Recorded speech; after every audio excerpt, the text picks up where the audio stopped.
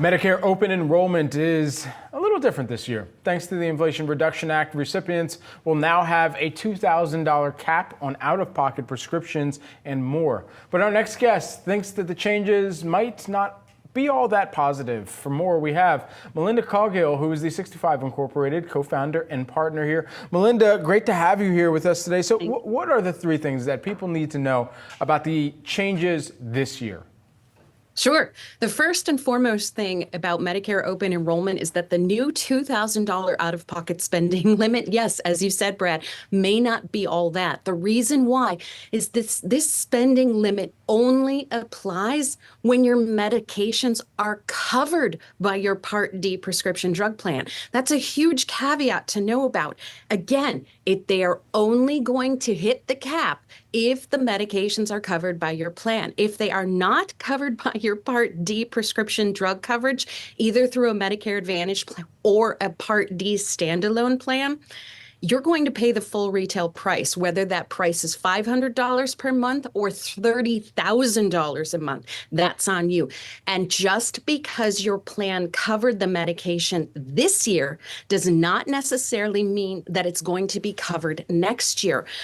Part D drug plans, again, whether through a Medicare Advantage plan or in a standalone Part D prescription drug plan, the formularies can change from year to year. It is super critical you take a look at the annual notice of changes that you've received at the end of September, beginning of October, and actually take a look. Are the medications that you take still covered in the plan next year? Because if they're not, no $2,000 out-of-pocket spending limit will apply. You need to really take a look at that. And the second thing, as Carrie Hannon said before, is the fact that the networks are getting a lot tighter on Medicare Advantage plans. You need to look. If you have a Medicare Advantage plan, you need to check not only the Part D prescription drug coverage, but you need to check the provider networks.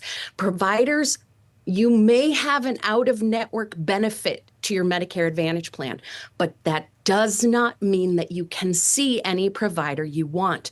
Providers out of network have no legal obligation to take out-of-network coverage. And as a result, we are seeing this across the country. Scripps in Southern California, Baptist in Kentucky, now Essentia and Health Partners in Minnesota. These organizations are saying, no, we're not going to take these Medicare Advantage plans in network or out of network. Take that coverage someplace else. You need to take a look. The other thing that's going on is you absolutely do need to know about the smoothing plans. Yeah. They are still brand new, so they're a little rough right now. The government doesn't quite know what's going on with the smoothing plans. That's the budgeting of the drug coverage. How many people are anticipated to be impacted by these changes? Is it clear? Do we have a sense of that? Oh, everybody enrolled in a Medicare Advantage plan or a Part D prescription drug plan. So honestly, probably about 70% of the people 65 and older and enrolled in Medicare right now. That's a lot of people, and they all need to be taking a look. But on a good year, on a normal year where we don't have a $2,000 out-of-pocket spending limit, talking point, only 3 out of 10 people would review their coverage. But with this massive $2,000 out-of-pocket spending limit talking point, I'm imagining that fewer people than a normal year will actually be reviewing their coverage. They're leaning on the fact that the most they will pay is $2,000. But the most you will pay if your drugs are not covered by the plan is the full retail price. No spending limit will apply. Interesting. Melinda, while we have you here, we want to give folks some actionable tips as well for retirees that are shopping healthcare options and trying to figure out what's the best coverage for them. How can they really go about identifying the best way forward that's going to give them the most adequate coverage that they need?